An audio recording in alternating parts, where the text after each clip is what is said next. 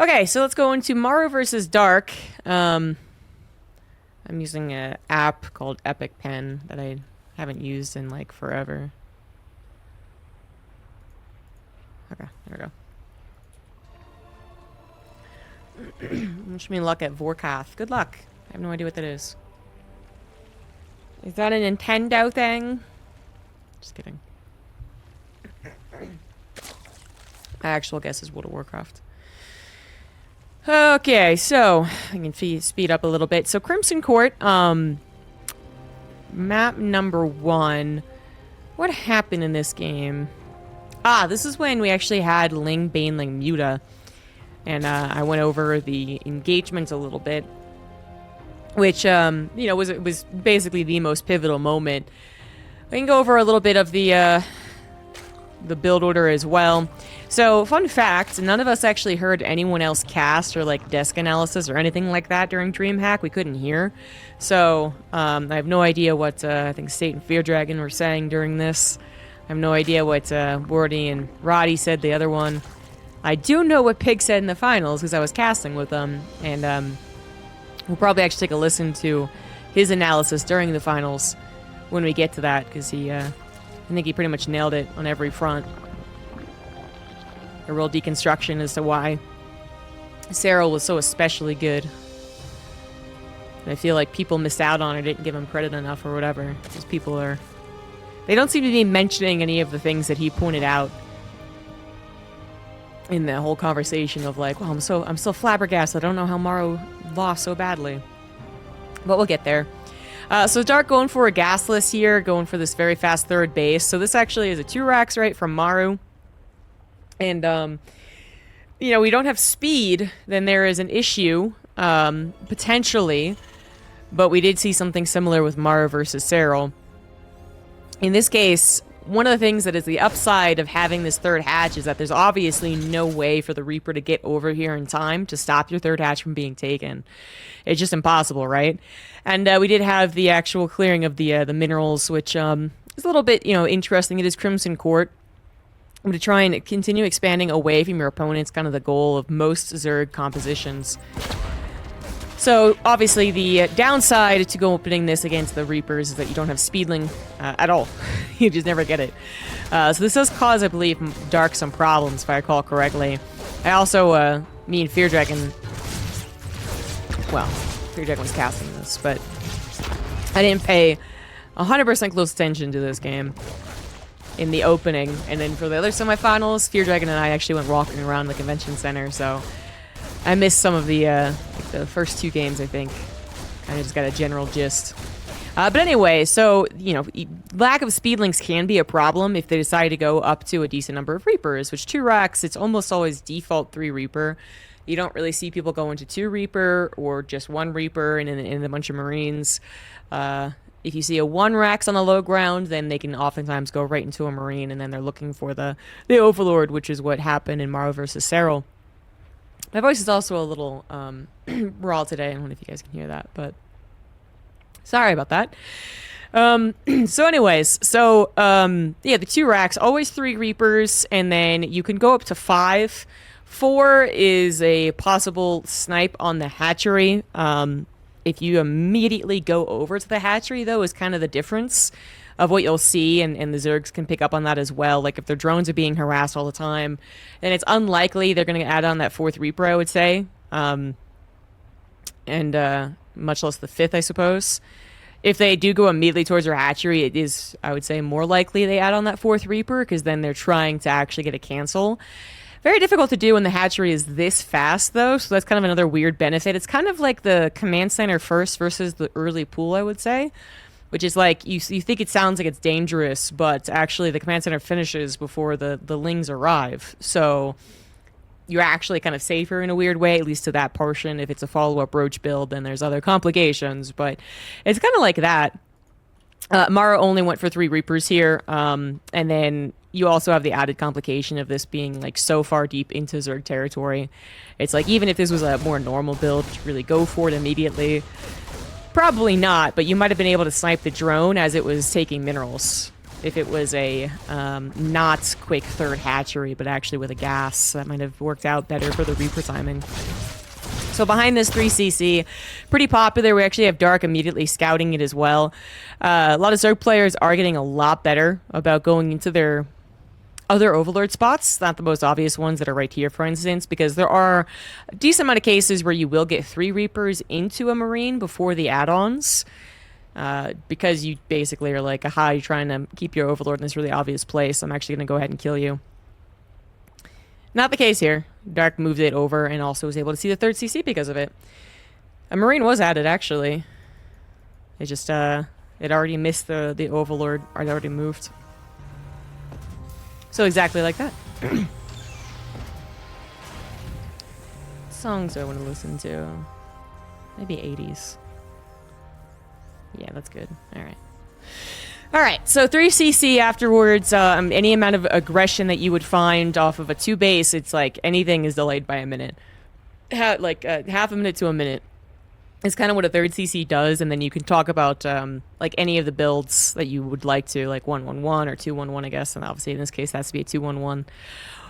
I don't really get a lot of 4 axes after 3rd CC. Anyhow, it's just, you know, it does offset your aggression a little bit, but obviously for the sake of all this macro, it can be very much worth it, because also fast up engineering base gonna have pretty freaking fast 1-1 upgrades. It's a nice creep tumor kill, actually. And you can see it's already kind of moving on to an almost nothing phase as the Reaper tries to actually get some, still, of course, scouting, because it is Dark, and Dark can do pretty much anything. We know that this game actually goes into Ling Baneling Muta, which was a very interesting decision at the time, but it actually had definitely some advantages. It didn't work, but there was potential. I had to rewind because this is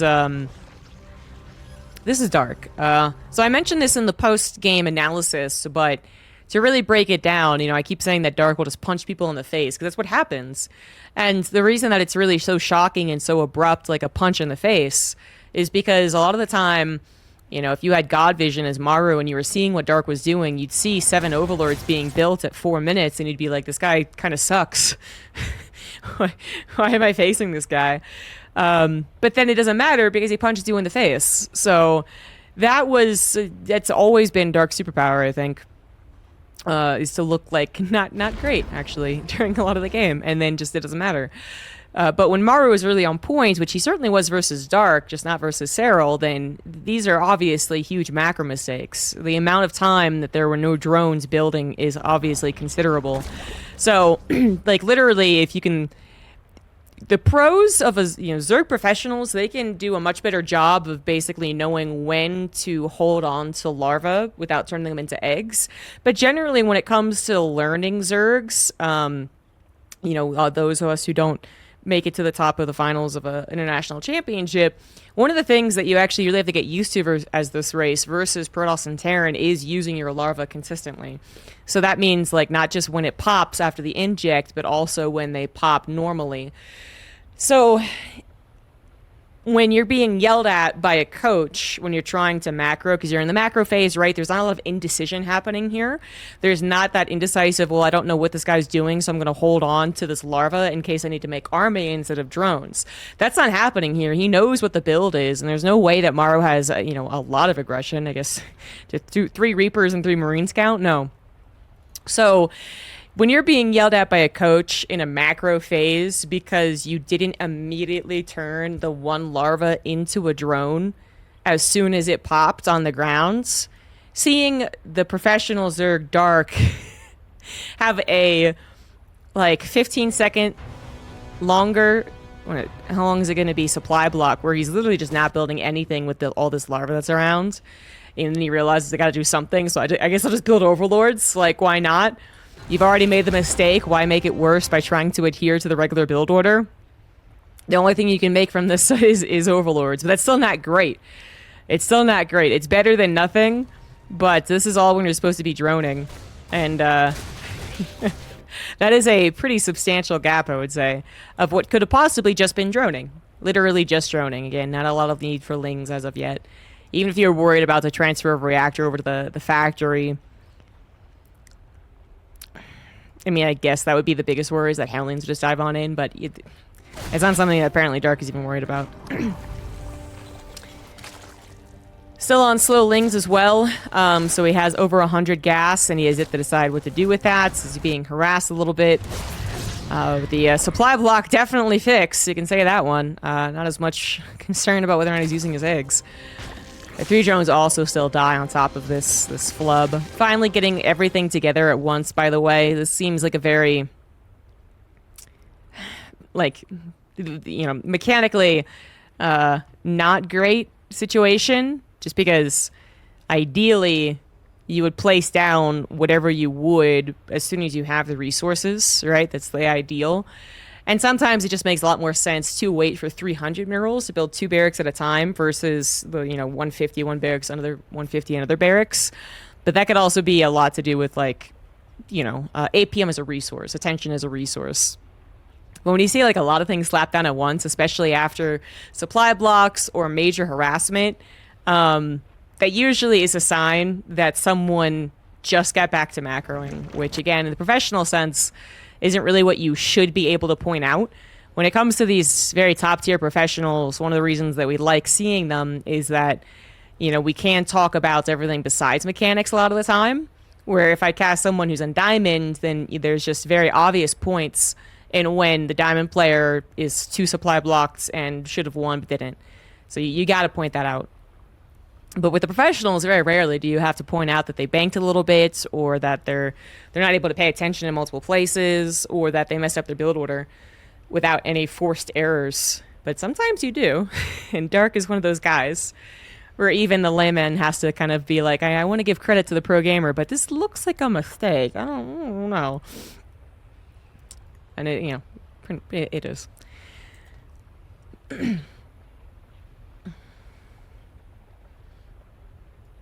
Yeah, and you also use the drones with minerals in their mouth. Yep. It's all, you know, it's not clean.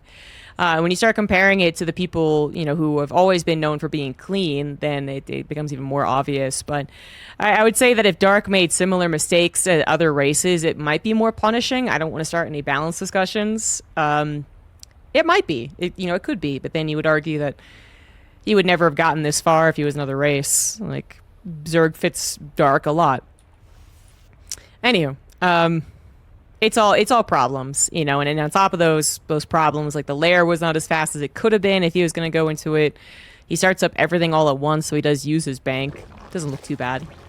But his evolution chambers are coming down only just now, and that is perhaps just part of his build, but it is going to be much later than the upgrades of Maru. And this is not necessarily Dark's fault, but it does suck to have such substantially later upgrades.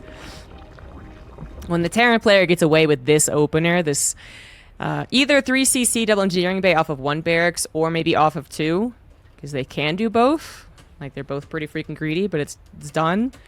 I mean, there's actually no build that the Zerg can do that is faster, I believe. Even if they're going literally fast double upgrades as a build, I think this is actually still faster.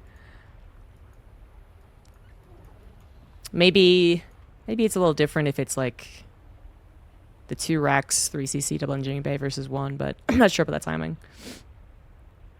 Because I'll get worse if I do it now, but he never goes to military. Yeah, he starts once you push the Reaper back, but the Reapers are such a non-harassing situation. Like, that was not a big threat, that he shouldn't have been super distracted. Anyway, so moving on. We have Maru, who, to be fair, I haven't been as critical in paying attention to his macro, but I think we can kind of assume. No, but they'll see the tech. That is one of the things that he made sure to wait for. On top of the Overlords. He's building queens, so he can't, he could build a lair in the natural if he wanted.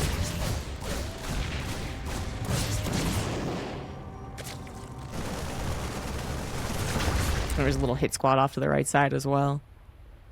Yeah, so the Reaper, like, the problem with assuming that he was waiting for the Reaper to die to actually get the technology down is that, was it really worth it? Obviously, he still had to eventually go along with your build order, even if you're trying to hide the scouting. And it's possible he was. You know, maybe the Reaper never gets in to see the speed finishing, so it assumes that it's a roach opener instead.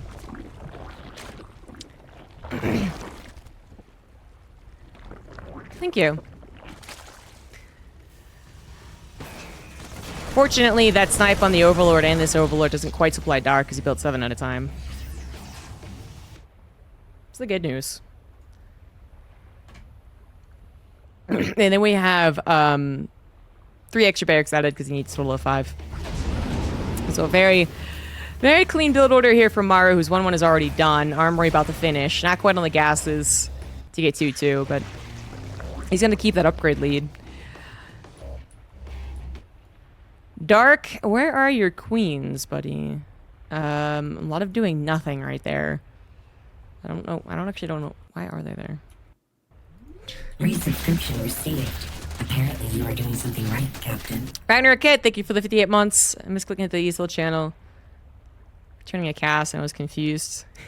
Someone had that happen yesterday. Excuse me. See, just going back to see what the queens are doing. You know, a decent amount of creep tumors, but still having enough for a transfuse is always nice. At least the creep tumors are going every direction as well. Then he pulls them back here, and I guess just to make sure they don't die if the army had stimmed when he wasn't paying attention, because he doesn't know where the army is, so that's certainly a problem for Dark. Not that you could really ever find out where the 2 medevacs have gone. But it sucks, because he has taken this 4th base, and that's exactly where the medevacs went over to. And that Reaper, little Marine Reaper hit squad would have seen also that lack of creep spread over here and known that this was a pretty open area. And it makes a lot of sense because you can also bounce over these gold bases to continue harassing. It's not super abusive, of course, but it is an option just to annoy the Zerg player.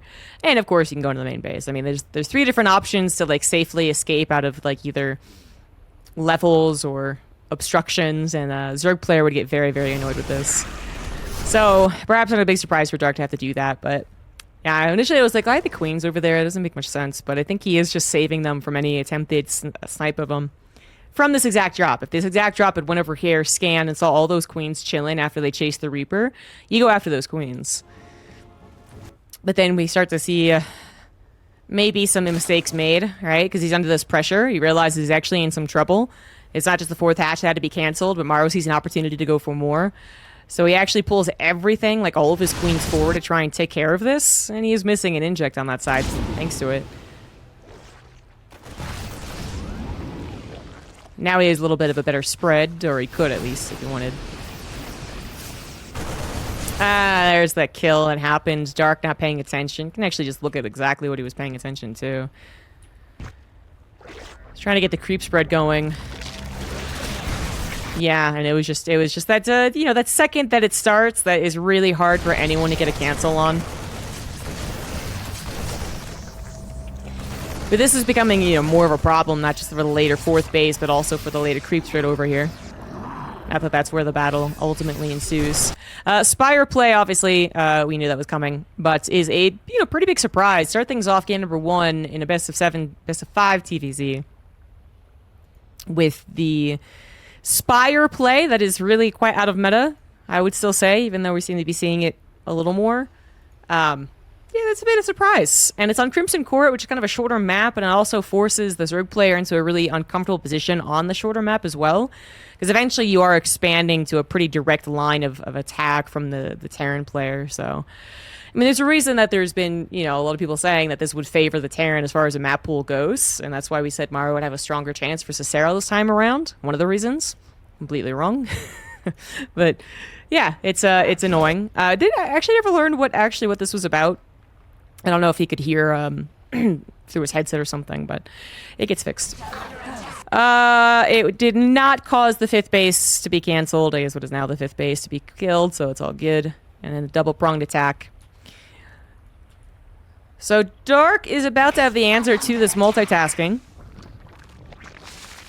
But he's got a bigger problem, which is that 2-2 is already halfway done. Now, he would have already clicked on the Marines, right, of the Terran player and saw that they were already at 1-1 some time ago with the first drop, or the first time a Ling saw a Marine. Probably could have seen that it was 1-1. It was insanely fast. And if it's already done then 2-2's probably lickety split on the way, unless Maru made a macro mistake, which he doesn't do too often. 4th CC as well. Really, the 4th CC doesn't usually need to be checked because you don't want to be 8 racks, which that is the, that's really the main signifier that you're not, is seeing an actual 4th command center. 2nd factory, also a bit of a tip. And I don't think Dark ever actually scouts that. So, I mean, very realistically, he could have done a even worse build up against what his opponent is doing, I guess. Like, if this was an 8 racks, I'm pretty sure that Dark does just die. He dies anyway, but extremely difficult to hold on to an 8 racks when you're going Ling Bang like Muta, because Mutas don't confront. They're harassers, and then Terran players are honestly really good at making sure that doesn't bother them at home anymore. It used to be that Mutas were a big pest and very scary to let them grow in numbers. Not so much anymore.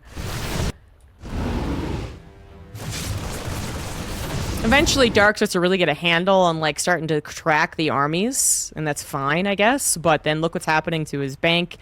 Now, that is a slight supply block plus inject block, basically. It's not uncommon for Zerg players to bank for mutas, of course.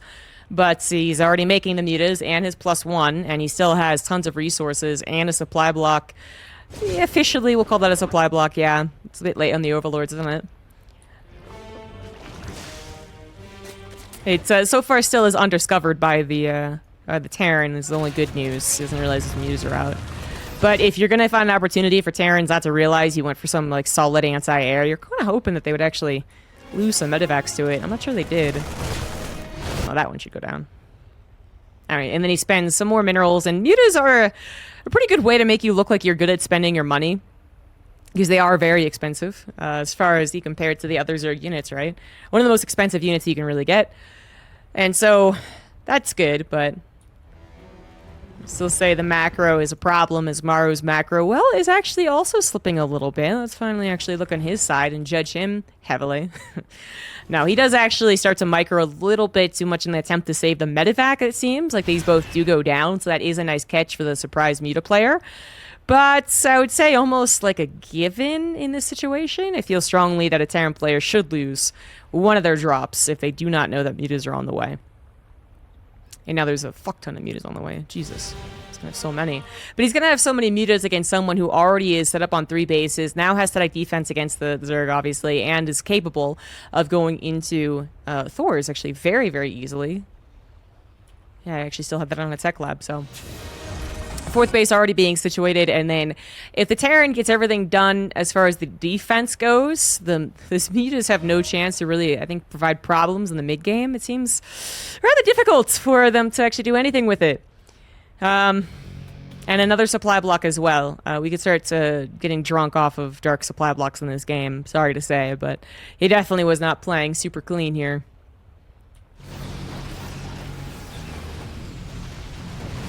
And this is just really such an easy defensive position. It just looks so easy. He adds a couple of missile turrets on once he discovers what the technology is. His 3 tanks are still helpful as far as defending any run-bys, as well as attempted Ling Bang Muta swells. You know, just the YOLO Zerg move. Probably want to add on more Widow Mines than tanks, just because, you know, they don't shoot up, but Wings of Liberty would argue you really don't have to do that. Add-ons going down is all Gucci and whatever, but it's just, this is a very comfortable Terran, I would say. A little less uncomfortable. Finally, 15 SCVs went down. It was really funny in the green room is that we couldn't hear what the casters were saying, but we could hear the crowd easily. So we were watching on a like 4-second delayed monitor, so we'd hear the crowd do like an "ah" or an "oh" or whatever it was, and we wouldn't have any idea what it is until 4 seconds later. So it's like, what happened? What happened? Oh, a bunch of SCVs went down.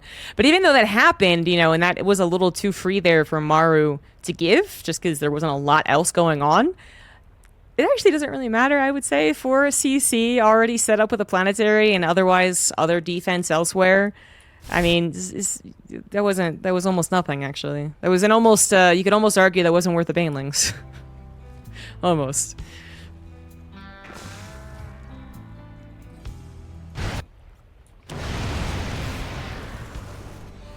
And then I would say, weirdly enough, I'd still give a chance to Dark, right? Even after all these mistakes in this unideal situation. But he would have to have one hell of a fight or a really sloppy base trade to make this work. I mean, at this point in time, I would say, actually before this, I would say basically as soon as the mutas were developed and didn't do any base damage with the upgrades as they are, I imagine a pro gamer would have called this Terran's win at like 7 minutes. That wouldn't have surprised me. It just seems like a very poor situation that can only be rectified by a mistake on the Terran side as far as the actual engagement. Now it looks like everything's okay, but you really got to go back to your Wings of Liberty days and Heart of the Swarm days and think about what the dynamic of Ling Bang Ling Muta was and still is, even in the new game. That's 8 years old. And that is that they don't actually, they power down after the mid-game. His mid-game felt like it lasted approximately 30 seconds, and now we got to move on. And that is absolutely true for the Zerg player. The Terran player is doing their thing. They're building up a maxed out army with Thors, with 3/3 upgrades, and they're waiting to push, in which case that the Zerg player has two options. Either take one of the best fights ever, big surround, everything collects hits, or a base trade, which on some of the really big maps that we used to have back in the day, it might have been very, very possible. Like Tal'Darim or something like that, which actually in hindsight is not that big, but it had a lot of, it was 4 players, right? Yeah, 4 players. So there's a lot more, I would say, maneuverability where these maps, particularly Crimson Court, some of the others in the map pool, you actually are talking about one of the shortest distances. It suddenly becomes like, we once had a map that was silly. It was so silly. It was an arena. But it was a map where you literally spawned right next to each other. This was like the main base versus main base. And it was a ladder map, guys. It was crazy. It was a very silly meta. Anyways, but you're basically putting them in that situation, right? Forward, 4th base that you can easily defend off of as well in case maybe they do surprise you with the amount of stuff that they have, so you have to pull back. Easy planetary hold. The Mothership Rush map? I don't remember the Mothership Rush. I remember that Tempest Rushes were a thing. And then you would have to go down behind your base and around to the left to get to them actually, because there were rocks and a real big choke in the middle. Nah, not Steps of War.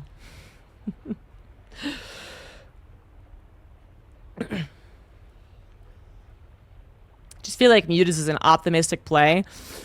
I don't even know what to say this was from Dark. I'd be very interested to hear his thoughts as to why he went for this.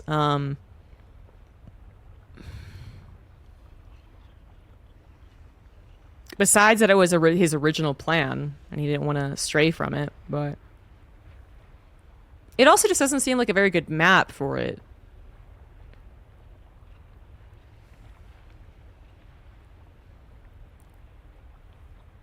Yeah, I think, yeah, Mike, that's what it is.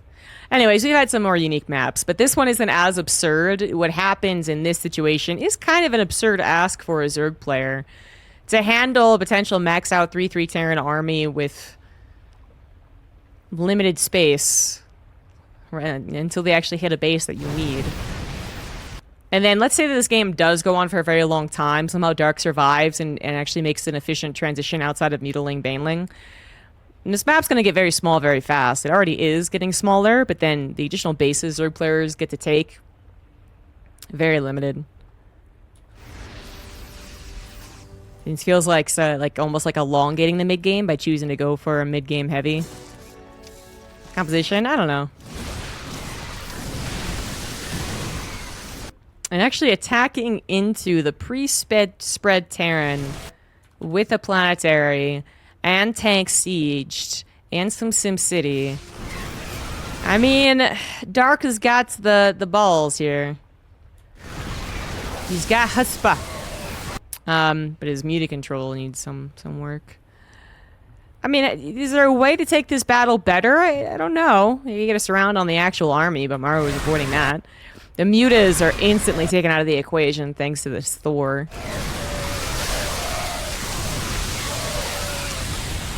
And the problem with doing this is that usually, again, on a different map, let's say like even like a Yansu or orbital shipyard or something. I don't know.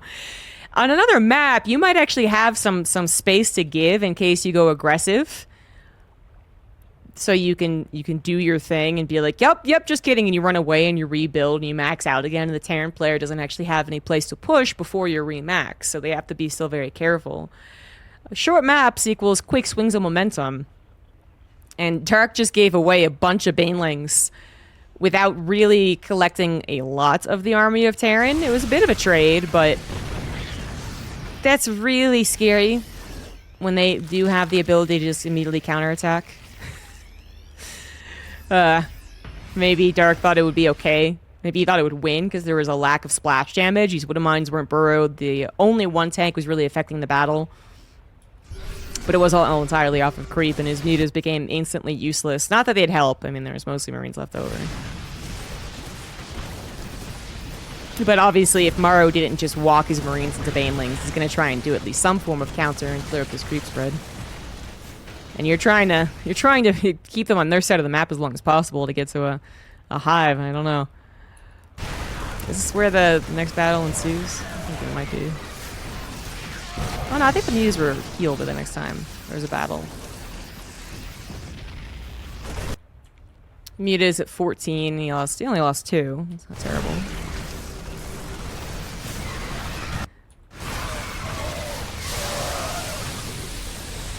Yeah, I mean, just look what the situation is just, oh god. You know, if he had attacked the third, yeah, it would have lifted, so he probably wouldn't have killed the orbital, but, you know, that's even a little more space.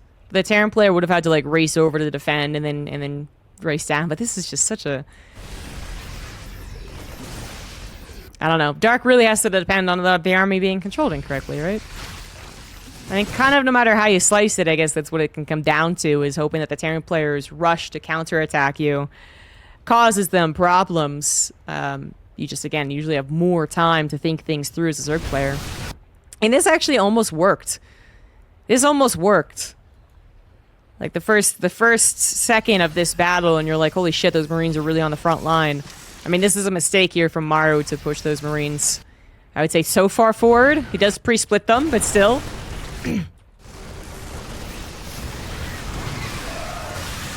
So Dark sends a tiny little scrap of units, but you also kind of have to like just go and swarm them eventually.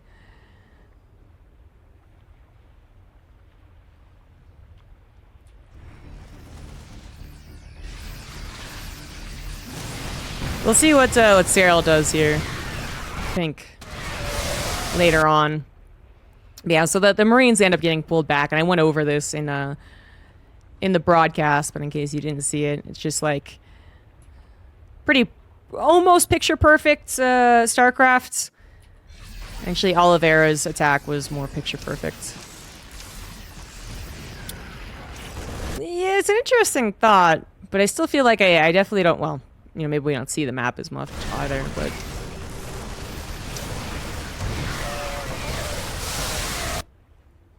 It still doesn't... The downsides do not seem to weigh out, but then this goes back to the Zerg players agreeing that this pool is not favored towards them, but then Cyril just making it look like that never ever mattered.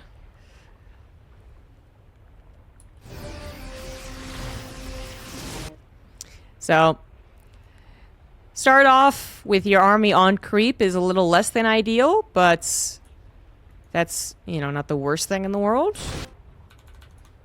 If your Marauders are actually on the front, which they are. So Marauders will tank everything. Or at least try. And then the pullback here was really nice. Concave as well. Muta's initially magic box, but then kind of started to stop. Excellent micro there on the Thor to make sure that they got almost all those extra mutas.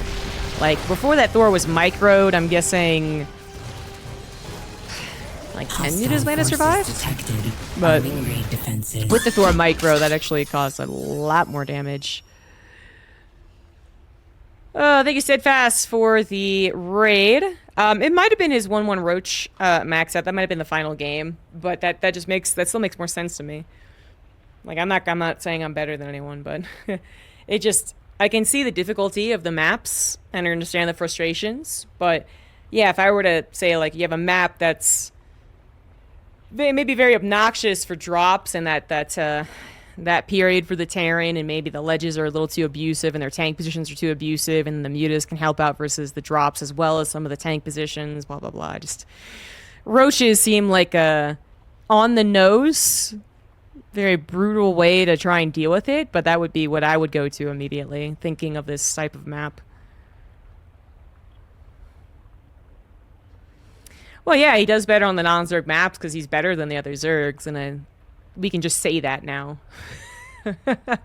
I mean, we could have said it before, and almost all of them would have agreed, but at this point in time, the... what's the word I'm looking for? The flabbergasted face is pretty common amongst the other Zerg players when they watch Cyril nowadays. You know, like Rainier specifically faces the guy who almost defeated him, but then it would also have trouble against Maru more than Cyril has. And you just see Cyril just make it super easy, and he's like, what the fuck?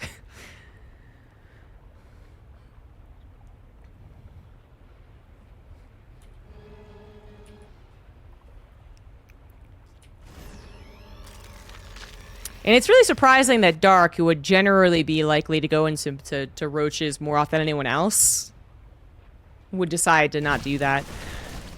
Because at the end of the day, roaches, especially with Dark, do tend to complicate the game a little bit. I mean, sometimes you do see Terrans instantly defend and it's no problem, and I'm sure Maru would have been very aware of the possibility of roaches, but I feel like with roaches, right, you literally start the attack on their third and you're delaying their fourth, and then the game can get really weird, especially as Dark's pretty good at making comebacks with roaches. I would have preferred that from him. But there's tons of macro mistakes that we went over in this game as well that just made this such a very unpretty game.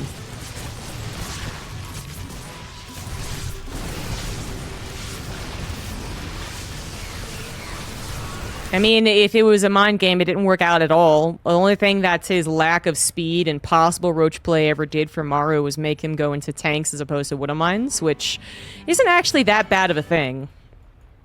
Even if they do end up going into mutas nowadays. Again, speaking to the build order, like Maru he was so set up so well prior to Dark's real plan ever doing anything. You know, the Mutilating Bane did not even appear until Maru was already set up on 4 bases, halfway to 2-2.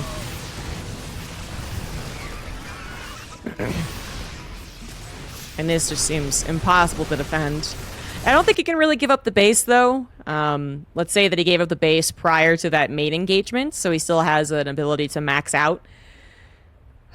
Having the army without creep spread here doesn't feel much better. Doesn't feel much better. Generally going to try and use a ramp to bet their advantage, but yeah, Maru just wins. I think it was a very poor game 1, actually. Even though it kind of looked like it got exciting, or like things were happening, and like maybe the engagement could have gone better for Dark. I really feel like this was a terrible game for him.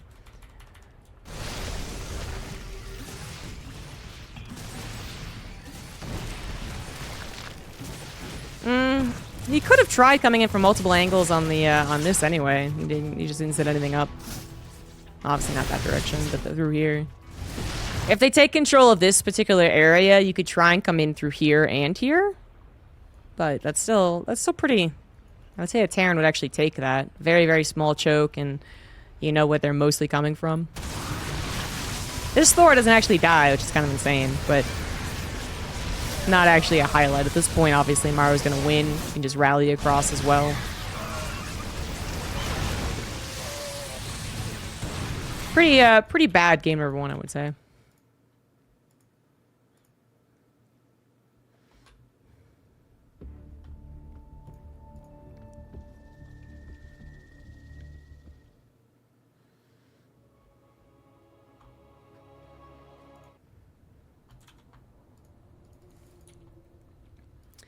Unfortunately, I can't both control the game and use my pen.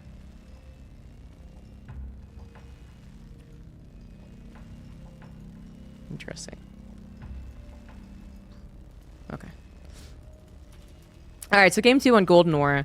So what do you think, Golden Aura? Obviously, another map that we could have given examples for, but, you know, if Dark had pushed into the to the 4th base here and did the same damage, got the planetary, but didn't really kill a lot of the army, the counterattack, it's definitely not immediate. Even if Dark was taking a base here, so it's a push from here to here. It's definitely very different.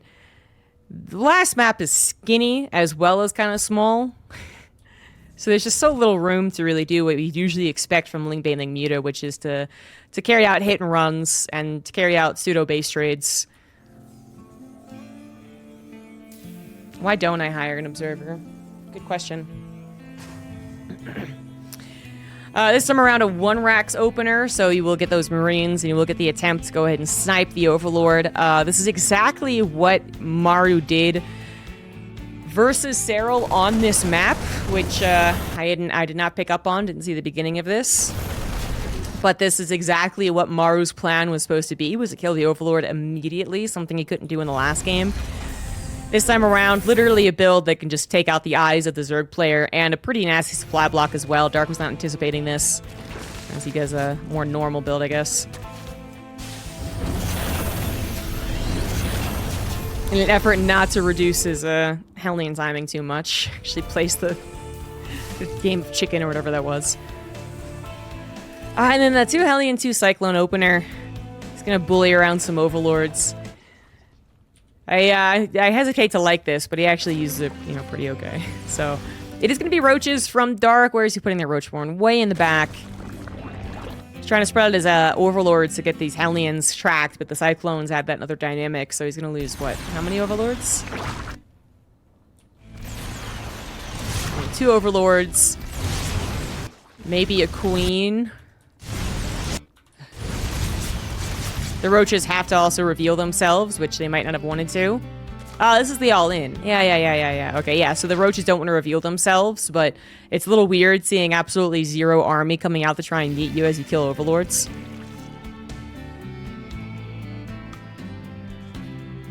Glad you're enjoying Whitney.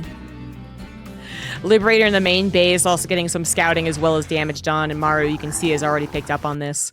So, I mean, did he see the Roach Warren? The Roaches, sorry, not the Roach Warren. Base is under attack.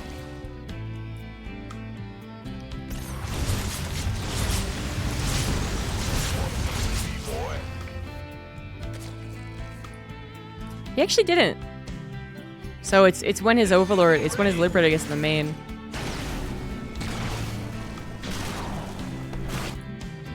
Pretty sure. Well, yeah, like a lot of other things not going super well. You know what I really would have liked if I would have liked if Dark had used these Lings, these mere 6 Lings or whatever it is. 7 Lings to go for an attack onto Maru's side of the map, but just to catch a couple of reinforcements and hopefully draw the rest back. Like, if there was some way that Dark could have gotten the Hellion Cyclone off of his back, then he would have maybe been able to obscure the attack a little more for just a little bit longer. The Liberator he couldn't do anything about, obviously. It's going to get into the main base and scout. But if these Lings could have actually, like, caught the 5th and 6th unit, these 2 Hellions, maybe Maru pulls back. But then again, probably doesn't matter. Doesn't matter. And this is just so unlikely to work. So unlikely to work once the Terran knows, man. It also wasn't as greedy of a build behind this. So you see that it was actually into a 2-1-1. I think this is also very, very unlucky for Dark. So Dark doesn't have any information. No, he just sees that it's a... He knows it was a 1-racks opener. But for all he knows, it's a 3rd CC. And if it was a 3rd CC, the Marine number would be very similar. Even the factory count would be very similar. But it definitely wouldn't be Medivacs.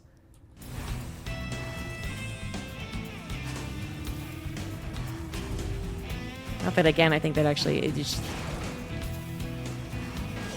I think that matters, yeah. It doesn't matter. And then I described on the broadcast that it just is very unfortunate that the only chance I think you'd have at this stage is if you get this around on the main army. Something that Dark was intentionally teasing out with the Ravagers only. And his Lings are being kept back here. So the Maru hopefully gets surrounded. If they get stuck! Look how stuck they are! Nah, I mean, Maru is probably also apprehensive and ready to pull back at a moment's notice.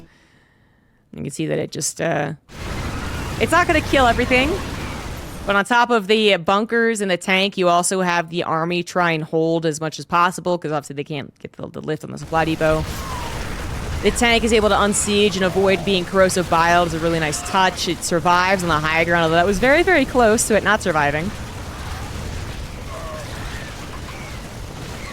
And then there's not enough behind this, especially because you're still working through a choke. Yeah, look at this. Look at this action that goes on here. I wonder if those Lings had target fired, if they would have killed the tank. They would have gotten, like, 3 more shots, so I don't think so. It was very close. Have I decided which pie to buy? I'll probably just make a vegan pie. It's going to be a cold pie. That seems rude to throw a hot chicken pot pie in someone's face.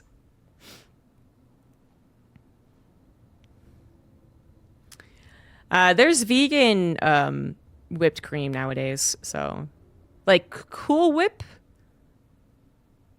I think has actually been vegan for a while. And then for like the whip that you get from the can, they have oat milk.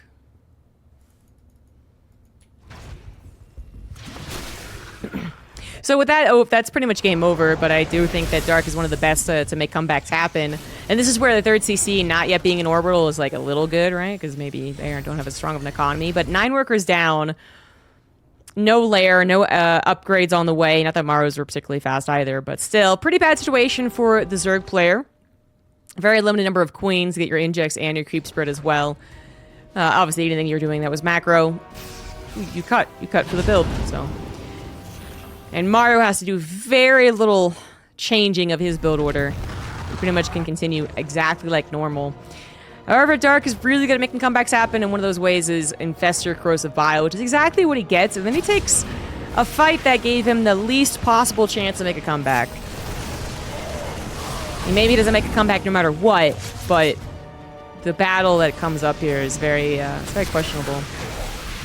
You really get the impression that Dark was off this this series, though I think he got less supply block this game, even after the poor all-in.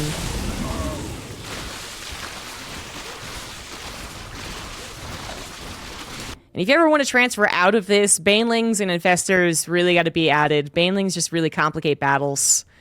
Fungals also complicate battles, but both do a great job of it. Roach Ravager is one of the most straightforward battles you can really ask for.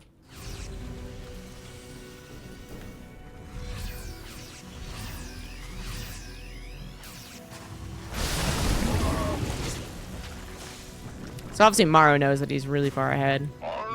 And he knows how Dark likes to make comebacks as well. He can start applying a lot of pressure. Hoping to catch Dark still having to change, to fix all of his macro. Which is exactly what is happening. Dark hasn't made army, like a lot of army in a little while, trying to get everything here. The upgrades, the centrifugal hooks, roach speed, and a hive. But still enough on the front lines. So that was exactly appropriate. Just lost a Ravager there. And then Dark is now on almost 5 bases, 77 drones. That's something that he will absolutely work off of. There's also no combat shields. So these couple of battles have been a little awkward. But look how much we got going on here for Dark. Obviously, the setup right now is that Maru has a very straightforward attack path down the middle of the road here. Oh, there's a pen. There you go. Middle of the road. Attack path. Very easy. You can also kind of not worry as much about having your reinforcements cut off because it is so close to your base, but additionally, not a lot of Lings have shown themselves. We've been roach based for a little while. They could try, but there's just very, you'd have to cut them off at the path here. I think to get some real problems started for the Terran player. And cutting off reinforcements will end up being very important in Maru versus Serral. But this is obviously a great attack from Maru. He's off of creep. He's got his tanks in a great position. There's a very one-dimensional fight about to happen. Roach Ravager, easy to size up, especially you get to click on them and see that they're still on 0/0 upgrades. About to be on +1 Carapace, but melee was added, not missile.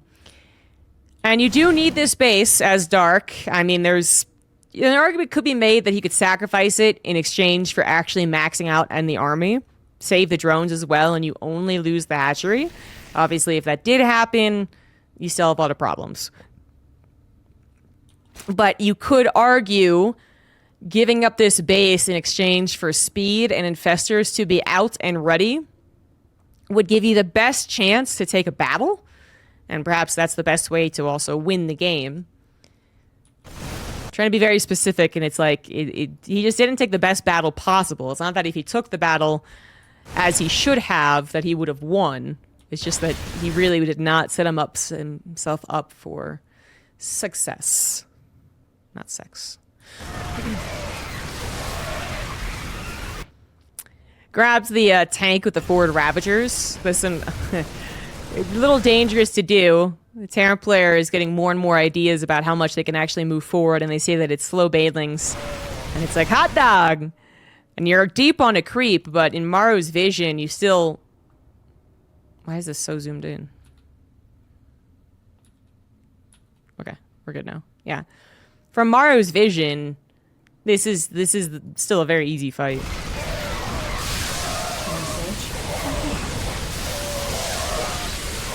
And then Baneling speed finishes, and then the infestors show up. Like, that's just so way. That's so weird. No, I don't think he plays zoomed in. It's just something that happens with the obs occasionally.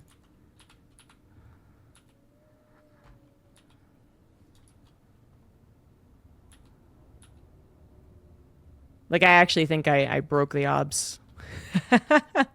Anyway, we're good. It's not important. It's just so, yeah, it's so bizarre that he didn't wait for speed. So he wants to grab the tank because the tank's left alone, and that's, you know, that's probably a poor decision. He just gave away all of the lings that could have at least tried to threaten us around. So then the banelings have something to work with. But now there's not even lings to even try and get us around. Not that I think they would have, but... And he could have still had all of those lings. Yeah, I know the tanks still would have been there, but I don't... Like, the tanks actually weren't his biggest problem. They usually do become a big problem, but they actually weren't. And then if he had put all those lings, plus baneling speed, the hatchery could have been targeted down. Maybe not, though. Maybe Maru's, like, you know... there's a very good chance that Maru dances with this army, as opposed to taking on the hatchery, even if Dark didn't take that one kind of pseudo-engagement. And then if Maru dances with the army long enough, then Banesby finishes, Infestors are out. Like, it's very possible that Dark could have trapped him being overconfident, and that, because that's usually what he does. I'm not speaking on my ass here. Like, that's usually exactly how Dark would make a comeback in the situation. The Terran player would be like, well, this is my chance to win, right? Like, you should not be able to come back. And then he'll have a dance where the Terran player is like, oh, you're fumbling, you're not actually ready to take this army on. I'm gonna get you. And then boom, baneling speed and infestors. And he didn't do that here. He did not do it. This is one of the least good comeback attempts from Dark. I think you can see. A lot of other games. Pick any game from like a best of 5 finals that he plays in an open cup, and he probably has a better comeback than this attempt. So very, very odd play. Dark, he wins the next game, but that's actually kind of surprising, right? Because it seems like he's just having terrible game after terrible game.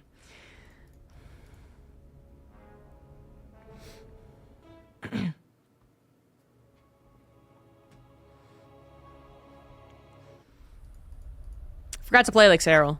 Exactly. So this is the map that Dark wins, which is cool. Full first. Perhaps didn't want to be bamboozled by a 2-Rax. It's actually a Rax in a pretty cute area. You can see that it gets out down as fast as possible.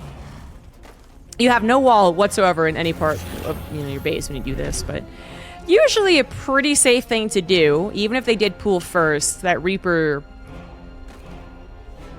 well, I was gonna say, yeah, it's not that it will see the army coming, because it actually doesn't. This is the first good sign that Dark has had in the entirety of the series, is that this Reaper was produced here, so it actually wouldn't even have the chance of going this way. If you built it up here, it still would go this way.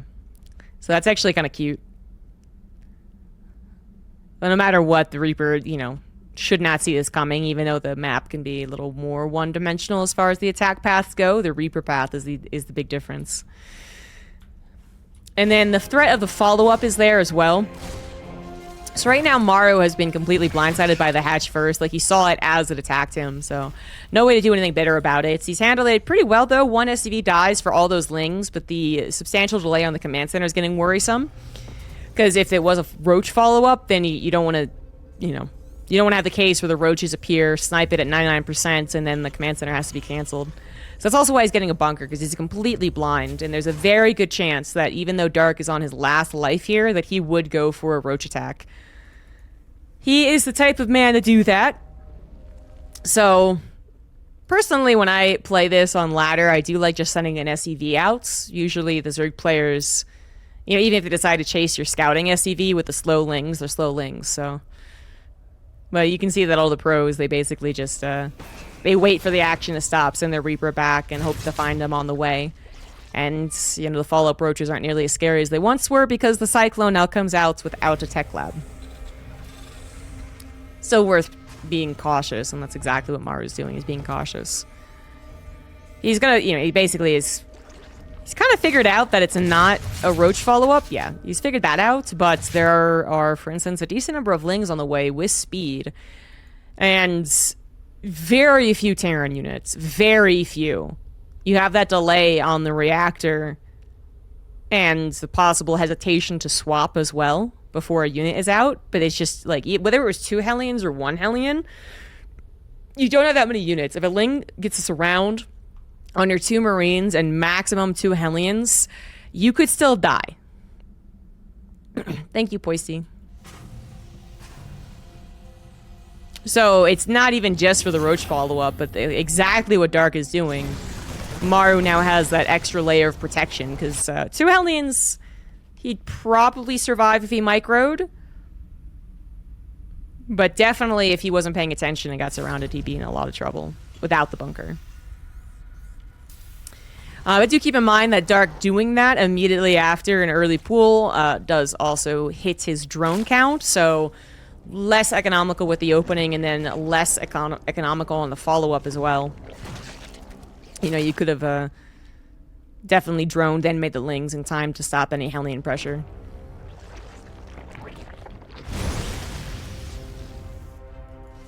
And this Overlord's going to get a full scout into the main base. Actually, a Viking Liberator opener. I might catch the opening of this. Might as well sack that Overlord, see if there's any sneaky armory. There is not.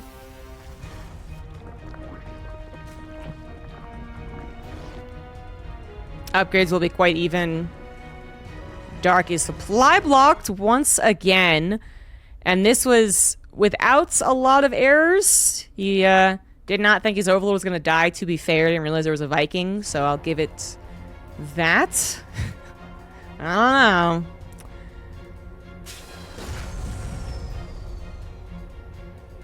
Identical upgrades. Maru spots where the 4th is. Yeah, the 5th or whatever ended up being a bit of a problem for Dark. I actually wondered if we would see this base taken in this tournament, and then as I was wondering that's exactly when Dark took it. And this game, Dark, I believe, goes to his Massling, Baneling, right? And eventually adds in Ultras. Maru hasn't gotten much scouting done. He does clear up the creep, make sure it stops over there. And I do like Maru's expansion path, actually. You know, you could have taken this base. And then this one is your 4th. And then you break down the rocks in between. And then you have a very direct attack path to their potential 5th or 6th or whatever it would be, I suppose. But he's going to go for, like, very safe bases. And since Dark isn't going into mutas, they do end up being safe for a while. Whereas actually discussing the potential way that Maru could have taken this game since he was expanding this direction, which is that he could have mined out these minerals himself and then started to attack Dark really only from this angle. This was actually a pretty big criticism from the guys in the green room as to how this game played out. And to the, you know, it's a good point. Like, as Dark plays, Maru plays this game, he will constantly try and attack off to the right side. He like constantly tries to get this base and attack into this base. And then eventually he starts getting like Ling run by and whatnot, and it gets weird. But even then, like, if he just direct attacked down this left side and Dark had no anti-air, the only thing Maru would have to worry about is this base being flooded, which should end up being the problem in this game, to be fair. But it's one path to worry about that is only for like them literally breaking it down. You don't even have to worry about like your reinforcements being caught from that direction because they'd be rattling over here or something. So that actually was a very good point made, and a very good question. Like, why didn't Maru just tear down these minerals? You know, it's different if he was only expanding off to the right side and then tearing down the minerals just opens up another mineral path for the Zerg player to run by you. That doesn't make any sense. But if you're expanding there anyway, I don't know. Oh, he got Hydras this game? Did he ever get Lurkers? I forgot about the Hydras. Very much macro game. We actually have Dark going into a lot of overly aggressive for a lot of Zerg players, but a lot of aggressive movings. Just the army position being over here is kind of insane, hoping to catch the Terran army moving out and just waddling over on the right side. He wanted to get that bus up early, but this is kind of the foreshadowing of the rest of the game. Dark wants to try and catch Maru with his army out of position so that he can break down the wall, which, to be fair, would have happened if Maru had attacked down this path too. No matter how you slice it, this area could be very under-defended, but that would be the only place he'd have to worry about again. It just seems like it would have been a good idea to attack to the left. It takes a long time for these rocks to be broken down. Eventually, that would be a good idea from Dark. Would he ever get the chance? Who knows? You could also break down these rocks yourself. If you didn't want to break down these minerals, you know, you could just now attack from that path. I don't know. Seems like a good idea. Maru never did it, and Dark took advantage of the fact that the army starts to get really spread out, as there's so much more of a map to spread out on. This is a wide map now, so the opposite of the first one. And while the brush distance is, I think, typical... Yeah, it's basically just typical for maps nowadays. The space you have to the left and to the right is way more useful.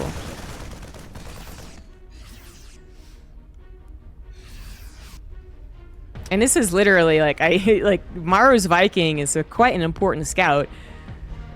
I feel like you should have it on patrol going over these two attack paths.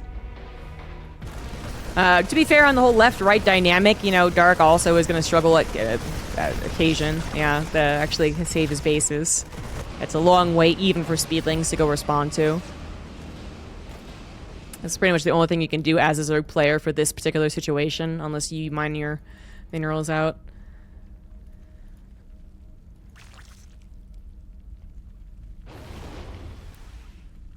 And he continues expanding to the fourth base. As Dark continues to expand over the right side, and Dark just opening up so much room for himself to actually get these run-bys, these reinforcement cutoffs, these huge base trades that he ends up forcing. It actually feels like Maru is making no important headway on this map. You know? Like, usually when you watch a Terran player, even if they're macroing really hard, like 630 fourth base, like 9-minute fifth, or whatever the hell they do, right? You usually see kind of a goal in mind, the way that they expand and the way that they move their army, even on really, really humongous maps, like the last map pool, which I forget what it was called. But even if they're expanding to the left or the right, the map that had no like middle bases, its middle base was on your side of the map and it had gold, you know, and it had like the easy 3 bases. It had the in-base natural, as well as an in-base third that was protected. Radaset Station, thank you. Yes, that one. Even on Radaset Station, where there's actually no way for the Terran to make an attack formation, like they can't expand and attack on that map, because the bases are like, there's literally no equivalent to this base. Or this base. Like, there's no shared bases. Like, you have either side of the map. So you can't really, like, push your planetaries in the same way you can on other maps. You would still generally see some type of plan from the Terran as they clear up creep spread. But in this, you know, and that's a very, very weird map because of that, as well as its original base formations. It's also a weird map because there's nothing in the middle. It feels you're going into no man's land every time you walk out on it. This isn't as bad of a map for that. you definitely have like pathways that you can take to try and avoid being like swarmed by the Zerg. And you can kind of choose either left or right to a degree with your bases as well. And Maru chose left to expand, but not to attack. And I wonder if he would do that again into the future. Obviously, he doesn't not play Amphion versus Zerg players. So it's not like he's inexperienced, but I can only wonder as to his reasoning to not use this as his push point. And one of the reasons I can think of is that it would then allow the Zerg player to really expand over to the right side. I mean, if your army is forever stuck on this very left side of the map, then Dark probably does get all these bases up pretty easily because, you know, you're only worried about a drop, which is, you know, somewhat easy to defend, just a drop, just a double drop. When you're maxed out and you know, the creep spread's there and the army remaxing is there and whatnot. So that's the only reason I can think of it, is they didn't want Dark to take over the rest of the map. But it kind of happens regardless, you know? Like, it kind of happens regardless of him marching through the middle of it. So I don't know.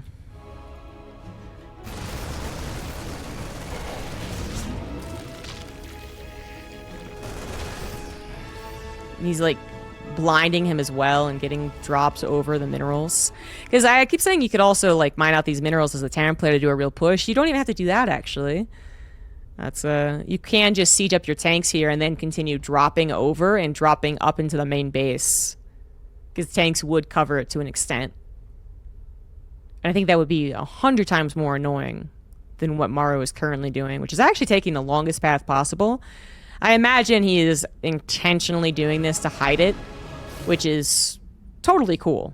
It's actually a pretty cool idea. You don't often see an entire Terran army move to the Zerg base entirely unscouted, but it's a little tasteless secret hallway back here.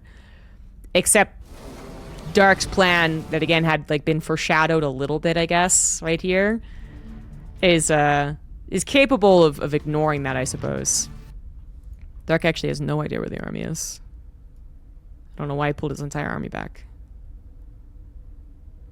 Okay. Why did he pull his army back?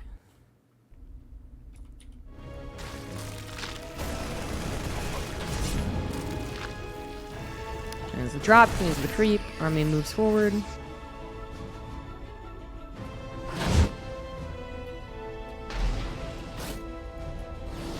Ah.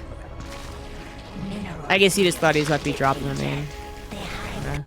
Man, I have broken StarCraft. This is way too zoomed in. I don't know what I did. And the Shift Z is also not zooming out nearly as much as it should. Anyways, so whatever reason he pulls back, he's not in position. He loses bases left, right, and center.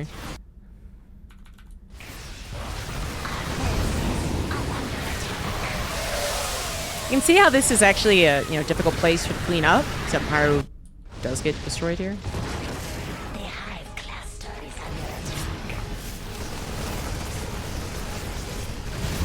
I guess his idea was that Dark would never be able to expand to the left, like you would see some Zerg players do if the Terran expanded to the right. And then he could apply enough pressure with drops in army movement to stop from taking this base and this base. Which would probably work if Dark wasn't kind of a YOLO guy. Because you're like, oh yeah, now he has to split his decision making and his armies across protecting this base or this base. 1, 2, 3, 4, 5. Because he definitely needs a 6 as we're going on, right? But there's like this third secret option, which is just for him to YOLO through the middle, where there's nothing scouting anymore. The Viking had died. To be fair, I think a lot of Zerg players wouldn't do this, I guess, but when you see Dark do it, now it becomes really obvious. Like, oh yeah, like what if you just ignore this and that? Because when a Zerg player does this, they see an opportunity to bust into your natural. It's actually really difficult for the Terran to say, I'm going to accept the base trade. You basically don't. You can't. Unless your main army is already ready to base trade, like this was the entirety of the Terran army, and it was like, oh shit, okay, let's go, let's base trade. And then there's some question marks. But obviously with like a couple of drops, a couple of units, you're not really you're not really expecting a lot from them, so you're going to spend your attention focusing on the drops to try and maximize their damage while you're being ransacked in your base. Probably not. Again, if your whole army was out there and it was just like a certified official base trade, at that point you're probably more so thinking about lifting your buildings, buying as much time as possible with planetaries, and really focusing on your army. Not this situation. It's just you're just literally caught with your pants down. So many units every which way that we look that are not back at home being helpful, including these tanks. The fact that Vipers were included does also cause some additional problems you might not have expected. Not that the tanks were all siege anyway. Even without the blinding clouds, only one tank was going to affect that battle, I think. Maybe these tanks would have gotten a couple of shots, but probably not even on the Banelings. It's too close. Yeah. You know, the fact that he had so many medevacs, so many tanks in a medevac was actually very unfortunate. If his medevacs had seen this and they're full of Marines and the tanks were still back at home, he has like 5 tanks that are a little more spread out and actually firing. Would have been nicer, I think. Thank you, Jason, for that raid. What's really also very important for Dark to do is to get into every nook and cranny. Went over a ZVP where we were kind of flabbergasted by the lack of damage done by a like what you would call a successful Ling attack, I guess, against like Hero or someone. And it might have been Dark who was doing the Ling attacks. It might have been a Dark Nidus room actually. But anyway, there was a game where he killed the third, and yeah, this was the Nidus games. Yeah, so GSL. Dark versus stats, twice it happened. 3 out of 4 games were Nidus Worm all-ins with Lings. And anyway, yeah, one of the games was like amazingly good for Dark, but it was like the second series, I think. First one, not as much, and you were looking as like, why isn't it doing enough damage? It killed the third Nexus, it surprised stats, it killed some of his army. And it was actually never able to get into the natural in the main. But I think in the second series, when Dark brought that Nidus Worm out again, he intentionally hit the natural hardest. So he didn't go after the third base, he went after the natural. And he got into the natural and he got into the main base.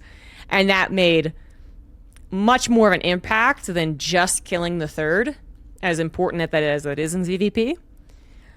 So anyways, that's a really good example as to why it's so much more potent to get into the guts of your opponent. For the Protoss, the guts are going to be the probes and your technology, your pylons threatening to go down, your limited number of units unable to find chokes. And then for Terran, obviously production's a really sore point, but then just the idea that we got to go clean everything up when we have centralized points of reinforcements. It's a lot more. If this attack had literally only stayed in the natural because Dark paid attention to other things, I actually think this is not nearly as big of a deal. It's possible if it only stayed in the natural that maybe this command center is lifted. I don't know where Maru's looking. Okay, we're gonna be zoomed in here. He just went back to look at his orbital, so that was awkward. But then again, if maybe that does die, these engineering bays maybe are saved, which is a pretty big point. Instead, he has to also worry about his SCVs over there, which all die, by the way. And it really does the most damage that you could expect from this run-by. With the targeting of the third, the intentional targeting of the engineering base, and the kills on all the SCVs here. This is 42 SCVs worth of damage. Command center, engineering base as well. And if Dark had only stuck in the natural, it's probably more like 30 SCVs killed, orbital maybe dead but not engineering base, or vice versa, I would expect. Obviously, the main base wouldn't have to have a scan, therefore costing him more money. Third base, ditto. So Dark did a really good job spreading out his army.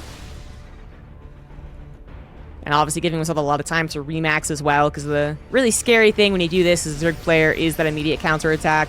Kind of thinking back to that Muta game, where the counterattack is immediate. You know, if this was that map, and Dark's base is right here. You know, Maru has 20 army supply lead as Dark starts to remax. And although he doesn't have that 3-3 started and on the way, it's still a pretty good army, isn't it? That would be very, very scary. That'd be terrifying. But it isn't that map, so you have plenty of time. You have plenty of time. There are 12 medifacts, so it's not as impressive of an army supply, but when the Zerg player would also be only now forming the Banelings. I do like that Maru with kind of a similar thought. It's like, okay, I need to get damage done immediately before this guy recovers. Tries to go for a big Doom drop into the main base, but is thwarted by kind of nothing.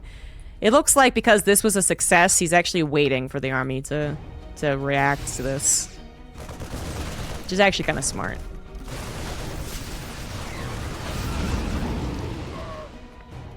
Okay, no, that wasn't it, damn. That actually would have been really cool, though. I guess if he had tried to boost into the main, those queens would have been there. Wonderwall. So Maru gets back up on the horse, basically, and actually starts to do exactly what he was doing prior, except also continuing to expand. Minerals have been mined out, though, so that's becoming more complicated. But he does get back on the map, and he does start killing extra bases. He does start clearing up creep spread. Dark really doesn't have the most amazing Zerg position, really. Even after all that damage was done. At this point, Raynor was just constantly being like, no, the game's not over. Game's not over. Game's not over. And I think that is absolutely true, because the Terran army can just combine and win. But then, having watched quite a few games like this, I feel like it's only when the Terran player gets to play their game, like they get to really reset and take control, that they do end up doing something like that, like making the comeback. Dark is really good at not letting that happen. Dark probably knows that he's still pretty much in trouble, so he's going to go for another run-by. This time those tanks are pretty well situated, though. He still takes the fight, and this is still, at the end of the day, still a good fight, I would say. Because it, once again, is happening on the Terran side of the map, so plenty of time to recover, ideally. And he gets so many tanks. There's 9 tanks right now. And then how many at the end of this battle? 4. There's 4 tanks at the end, I think, because so there's a drop that also died. I feel like. No. No, that's just... And then 2 of them are still out of the equation. These 2 have been here forever. The fuck? Yeah, maybe the Banelings could have been used a little better. You can see the Banelings he used mostly on that tank. I don't know if that still would have been enough, though. Even with the 15 extra Banelings, I'm not sure that would have been enough.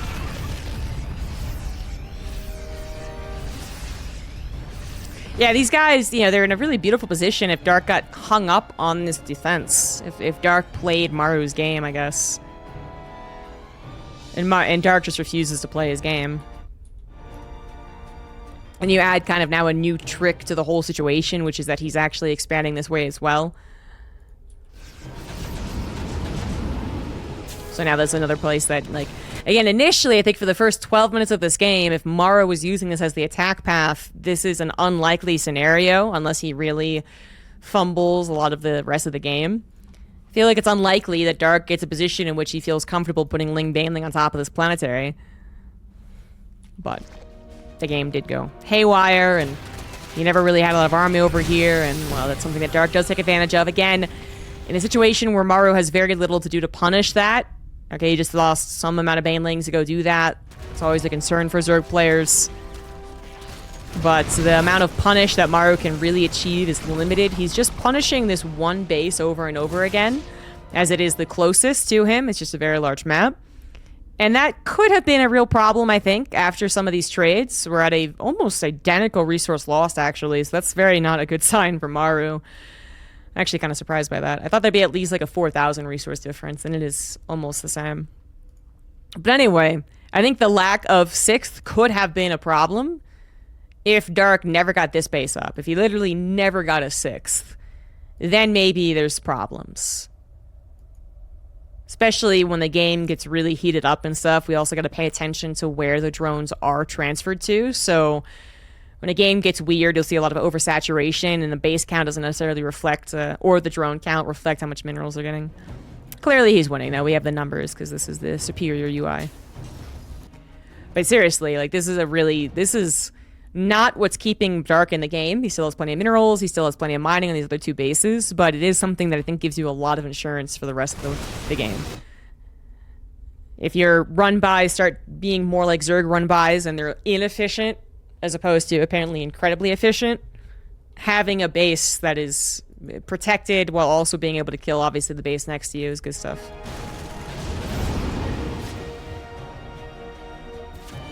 And then Maru is almost like weirdly taking this base. Like, I don't know when that came with planetary. But now it just looks silly. Dark's gonna focus up. They're both gonna focus the final on the left side. Which, yeah, I really, you know, I don't think Maru can continue to try and just be like, well, it's fair. Fair is fair. You get this base, I get that base. So that just would not work out for him the more this game went on. Because this also is the entry point into his guts. So can't let that go undefended. Whoops, that was the opposite button I wanted to choose. Honestly, though, like, you know, he decides to do this on the left side when he's in a less than ideal scenario, but it's probably the safest way that he can go, as well as just, you know, he needs to get this side of the map back to him. It's also just, this looks like the safest engagement you could take, but there's zero splash. Zero. The tanks are still out of position, including the two over there, which I assume they just forgot about. They've been there for 6 minutes, so probably could have done other things in their life. And there's no widow mines that are brought in with this either, but it is still a choke, so, you know, you can't really, I don't blame him for doing it, but then it still goes really, really wrong.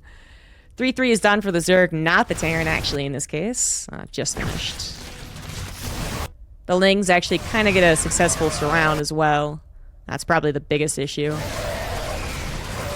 But, you know, at the same time as this clearly goes Dark's direction, at the time of the game, I do recall yelling at Dark and being like, why are there so many Lings going first? Where the fuck's the rest of your army?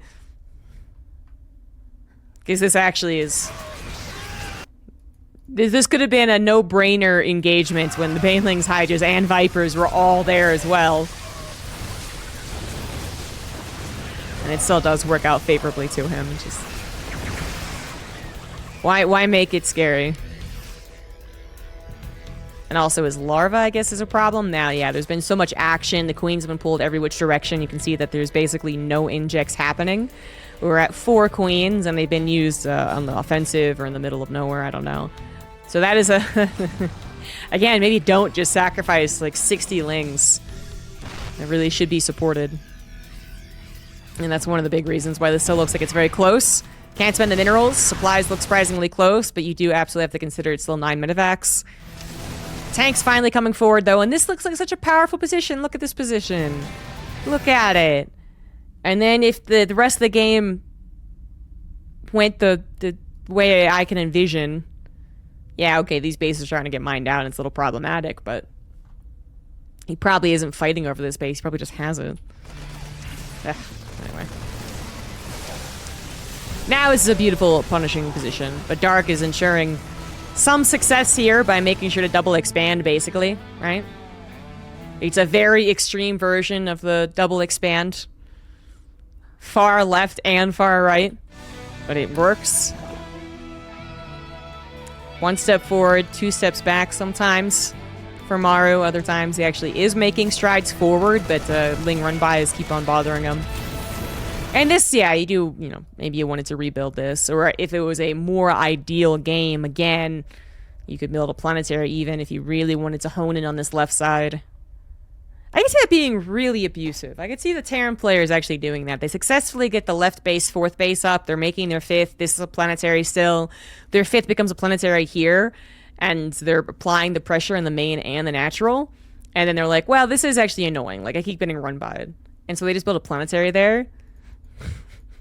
I'm gonna do that. That's what I'm gonna do on this map from now on.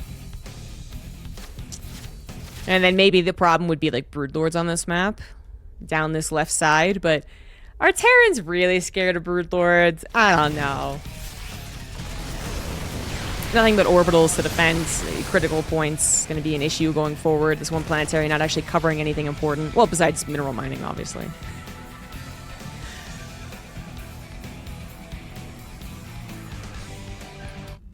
My brain was getting confused with both audios. If you're watching on YouTube, then there's no music, but my brain kind of broke right there. All right, so now we're going back to attacking on the right side. Yeah. So he kills the left side, but that, again, this is still just like an open area now that the Zerg can run by. So this is one of the reasons why you wouldn't break down the rocks or break down the minerals. Not much you can do now. But then he chooses to continue attacking off to this right side, which I'm kind of surprised by. I don't know. What do you guys think about this continued aggression towards the far right of Amphion? It just seems like, you know, this if this was literally the only base that could be taken and could be mining. But it actually seems kind of like horse blinder mode. Like this guy, like Maru's been trying to kill the right side while expanding to the left this entire game, so he's not going to stop now. It really isn't working anymore. And to make a positive spin on it, I mean, you know, this is Dark showing some mastery of the way that he can read a game.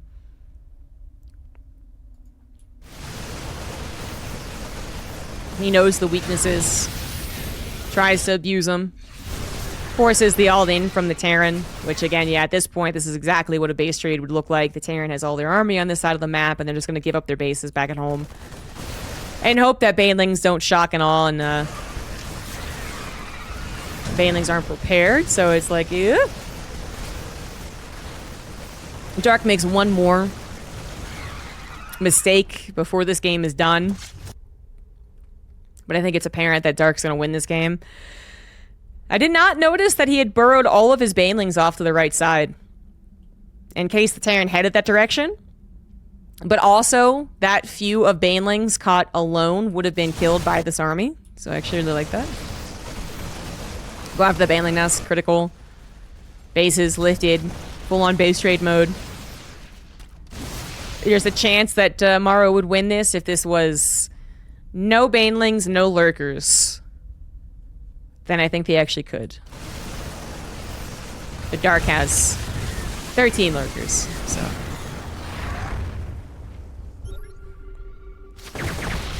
Game over. I feel like I chalked this game up to a lot of the map, right? Like, it just seems like if everything had gone according to plan for Maru, then, okay, perfect, absolutely perfect game where the Zerg player doesn't run by you in the middle. I can kind of see it working. But it does leave that huge gap in the middle of the map that Dark abused over and over and over again. I'm going to BRB, guys. 30 seconds.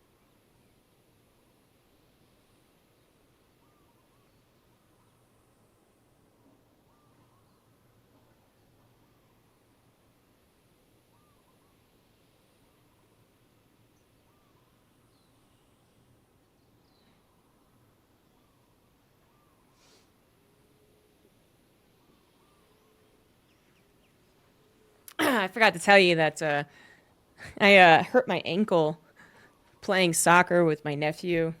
So I've been hobbling around the house today.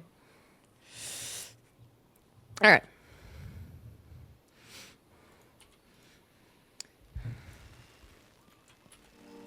So, final map If I recall correctly, it was really pretty lame. But I did not see the actual build order, so this is finally my chance to do so. Okay, so Maru 2 Raxes, and then Dark Hatch Gas Pool. I think Maru... This is the game that he won with like a normal push. It had a little pepper on it because I think he went for fast upgrades again, which is also then fast armory, kind of. I'm pretty sure that's the only reason he won. Some Reaper harassment. Dark's drone is being tracked to a degree. He is so far saving it. Yeah, it's kind of. And this has already started things off on the wrong foot for Dark, who was hoping to get his 3rd hatchery up before the Reapers saw him, by the looks of things. And now, like, unless you literally pre-plan to go 2 bases against any sites of 2 Reaper shenanigans, that lack of 3rd base just messes up your build. Probably better to not have to cancel it, though, so that's like the tiny good news, I guess. So yeah, extremely fast engineering bays. So he's doing the same-ish build, or exactly the same as that first game, right? But the reason this game ends is slightly different than that first game. So the Overlord... Oh, wow. Okay, and Dark still loses to it. Oh, the Overlord did not see the double engineering bay. I got so fucking close. Oh my god. Honestly, I don't know if this would have saved Dark's life, because 1, Dark could have still messed up, and 2, Dark might have messed up in, like, forgetting that this could be a problem, I guess. But, you know, if you see those fast engineering bays, you would know that there's a fast armory, and then maybe you see a decent number of Hellions. You'd be a little scared of that. There's only 4, which could actually be the stopping point of many builds. I believe that was the stopping point of Ganber 1. So, maybe paying attention to how he uses the rest of the Hellions. So he's going to show all 6 Hellions, okay. And he's still going to transfer. So it's still not that dramatic. Like, okay, maybe Maru did put an extra 2 to even 4. Like, you actually... I mean, I guess you could theoretically just, like, not even go for Hellions, actually, with this build. But then there'd be no... Like, the starport isn't useful until the Marine count's a bit higher, so it's not like you should get Medivacs earlier than this anyway. Anyway. Whether he was going to get 2, 4, or 6... I mean, the point is he's now going to have 6, not Hellions, but Hellbats with his main attack, just because his build order... It's so greedy, it gets everything before things even really get started. And Dark, yeah, he's completely lost. He has no idea exactly that that's the build, but he does know it's 3cc, so the timing of the push would still be exactly what it is. It just has 6 Hellions and 2 Reapers with it. Again, 6 Hellbats with it. So I think if Dark had scouted the engineering bays and knew how fast the armory was, does he get a faster Baneling Nest to make sure the Hellbats don't bother him as much? Maybe. I mean, that would be the safest plan. Zerg players, you know, don't want to spend gas if they don't have to, but it probably would have saved his life. Oh, and a humongous supply. Oh, jeez. Wow, okay. Wow. Yeah, so he has 0 idea that the attack's going to be so big. In fact, I think actually he still has only seen 4 Hellions. He never saw 5th and 6th. There it is. There, finally he sees it. Not that that's truly determining that's, you know, it's a big attack coming, but... Oh, it's very, very, very, very likely that they're going to pair everything up together, and he is supply blocked at the time of which an attack would be...